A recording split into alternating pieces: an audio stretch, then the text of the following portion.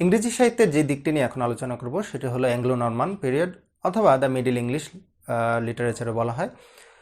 তো middle English পিরিয়ডে যে ঘটনাগুলো ঘটে সেগুলোর সূচনা হয় নরমান কনকোয়েস্টের মাধ্যমে, অর্থাৎ 1066 সালে উইলিয়াম দ্য কনকোরারের নেতৃত্বে নরমানরা যখন ইংল্যান্ড দখল করে তখনই আসলে দ্য মিডল ইংলিশ লিটারেচারের বা মিডল ইংলিশ পিরিয়ডের সূচনা হয়।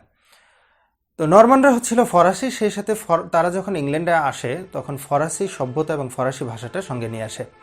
যেহেতু তারা ইংল্যান্ডের রাজসভা এবং রাজকার্য পরিচালনা করে, তারা রাজভাষা হিসেবে ফরাসিকে স্বীকৃতি দেয় এবং ফরাসি চর্চা শুরু করে।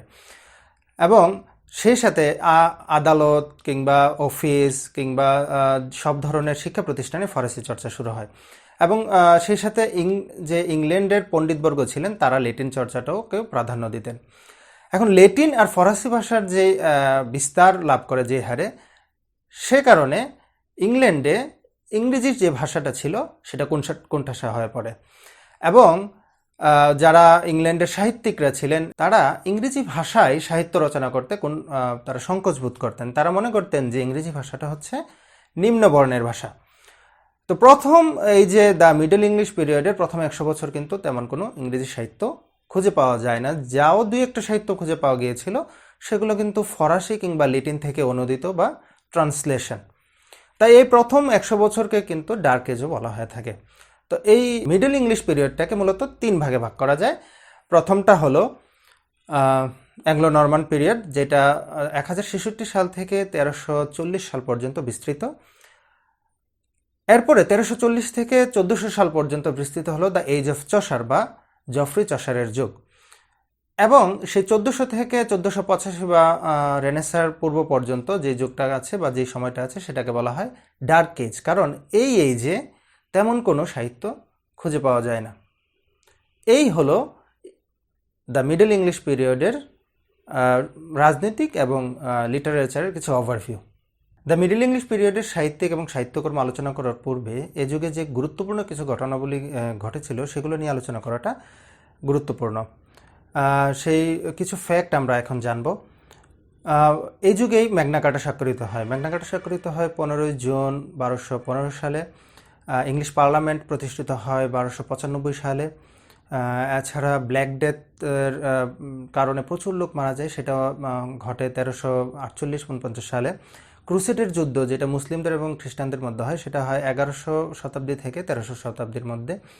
এছাড়াও উইলিয়াম ক্যাংস্টন প্রিন্টিং প্রেস প্রতিষ্ঠা করেন, সেটা 1476 সালে। এছাড়াও যে রেনেসার যে শুরু হয় সেটা কিন্তু এই যুগের শুরু হয়, সেটা হয় 1453 সালেই আসলে রেনেসার যুগটার বা প্রাথমিক ইয়েটা শুরু হয় 1453 সাল থেকে, যেটাকে বলা হয় রেনেসা বলতে আমরা যেটা বুঝি সেটা হলো the revival of classical knowledge. এছাড়াও অক্সফোর্ড ইউনিভার্সিটি প্রতিষ্ঠিত হয় 1168 সালে অক্সফোর্ড সিটিতে। ক্যামব্রিজ ইউনিভার্সিটি প্রতিষ্ঠিত হয়, সেটা হয় হচ্ছে 1209 সালে।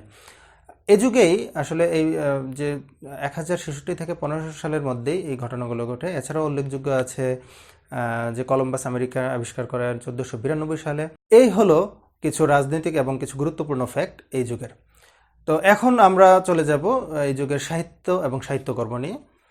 তো এই যুগের মূলত দ্য এজ অফ চসারও বলা হয় বা জফরি চসারের যুগ বলা হয়, কিন্তু এছাড়াও কিছু সাহিত্যিক আছে তাদের কথা তারা উল্লেখযোগ্য এবং উল্লেখ করার মতো।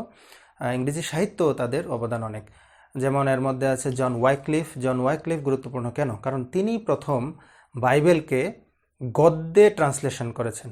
ল্যাটিন থেকে তিনি যখন বাইবেলকে গদ্যে ট্রান্সলেশন করেন, অর্থাৎ প্রোজ, তাই জন ওয়াইক্লিফকে ফাদার অফ ইংলিশ প্রোজ বলা হয়। এছাড়াও তার দ্য নিউ টেস্টামেন্ট ট্রান্সলেশনটাও অনেক গুরুত্বপূর্ণ। তো দ্য বাইবেল এবং দ্য নিউ টেস্টামেন্ট, এই যে দুটি সাহিত্যকর্ম আছে বা ট্রান্সলেশন আছে জন ওয়াইক্লিফের, এটা ইংরেজি সাহিত্য অনেক পরবর্তী ইংরেজি সাহিত্যের বিকাশ বা প্রোজের বিকাশ করতে এই দুটি সাহিত্যকর্ম অবদান রেখেছে। এছাড়াও কিছু সাহিত্যকর্ম আছে যেগুলো আসলে কোন সাহিত্যিকের লেখা তাদের নাম জানা যায় না, যদিও কিছু সন্দেহ করা হয়, কিন্তু তারপরও বলা যায় না যে আসলে সত্যিকার অর্থে তারা কোন লেখকের। এর মধ্যে আছে একটা সাহিত্য আছে পার্ল, প্যাশেন্স, ক্লিননেস, এর মধ্যে চতুর্থ হচ্ছে সার গাওয়েন অ্যান্ড দ্য গ্রিন নাইট। এই সাহিত্যকর্মগুলোও যে মিডল ইংলিশে প্রভাব বিস্তার করেছে। তো এই কয়েকজন সাহিত্যিক ছাড়া যে সবচেয়ে বেশি প্রভাব বিস্তার করে মিডল ইংলিশে সেটা হলো জফরি চসার। জফরি চসারের সাহিত্যকর্ম আলোচনা করার পূর্বে তার যে জীবন যাপন আছে সেই জীবনযাপন নিয়ে কিছুটা আলোচনা করা দরকার, কারণ তার জীবনযাপনের তার বৈচিত্র্যতাই তার সাহিত্যের বৈচিত্র্যতা নিয়ে এসেছে। যেমন তিনি তার জীবনে রাজসভার সদস্য ছিলেন, তিনি রাষ্ট্রদূত হিসেবে ফ্রান্সে কাজ করেছেন, তিনি কাস্টমসে জব করেছেন, তিনি যুদ্ধ করেছেন।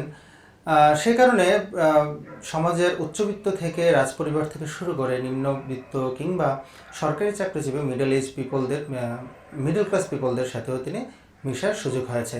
সে কারণে যে তার সাহিত্যের বৈচিত্র্যতাও কিন্তু পরিলক্ষিত হয়।